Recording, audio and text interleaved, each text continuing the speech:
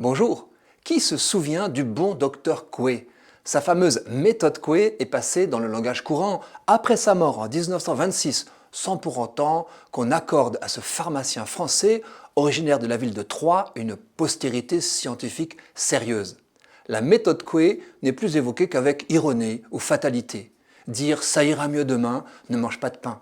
Pourtant, de son temps, au début du XXe siècle, le pharmacien devint une vedette internationale, multipliant les conférences dans le monde entier. Il est pour ainsi dire le père de la pensée positive, une branche du développement personnel. J'ai découvert son histoire romancée grâce au délicieux livre d'Étienne Kern, intitulé « La vie meilleure ». Je ne détaillerai pas la trame de ce roman paru en 2024 chez Gallimard. Étienne Kern écrit tout en délicatesse en mêlant à la vie du docteur Coué des éléments de sa propre biographie, s'appuyant autant sur les bribes de ce que l'on sait du pharmacien que sur son imagination. Il évite autant le procès à charge que la géographie. Sous sa plume, Coué n'est ni un charlatan, ni un faussaire, ni un prophète, ni un gourou. Il décrit un bonhomme, en quête de vérité et de bienfaisance, tour à tour dépassé et fasciné par son succès, et toujours soutenu par son épouse.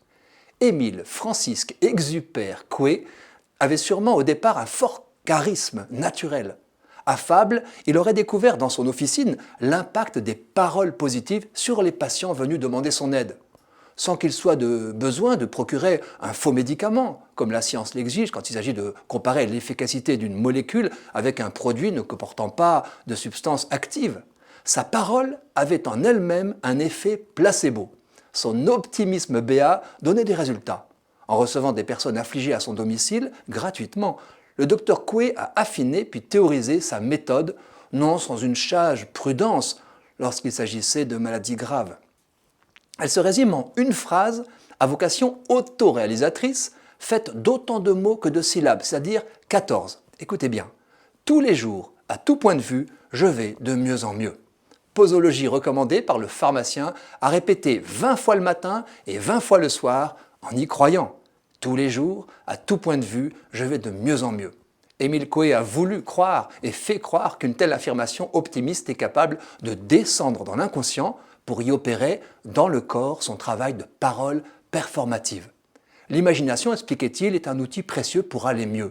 Sa théorie, explicitée dans un ouvrage de 1922, eut un grand retentissement dans les pays anglo-saxons.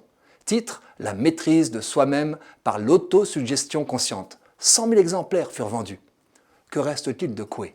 Étienne Kern signale que sa fameuse phrase, aujourd'hui oubliée, figure en anglais dans une jolie chanson de John Lennon. Je note de mon côté que, de même que l'effet délétère des idées noires est reconnu, les effets positifs de l'admiration, de la bienveillance, de la gratitude ou de la louange le sont aussi. Toutes les pensées positives contribuent au bonheur et à la santé. N'est-ce pas le sens des vœux que nous échangeons en début d'année? Émile Coué n'avait pas totalement tort, et c'est une bonne nouvelle.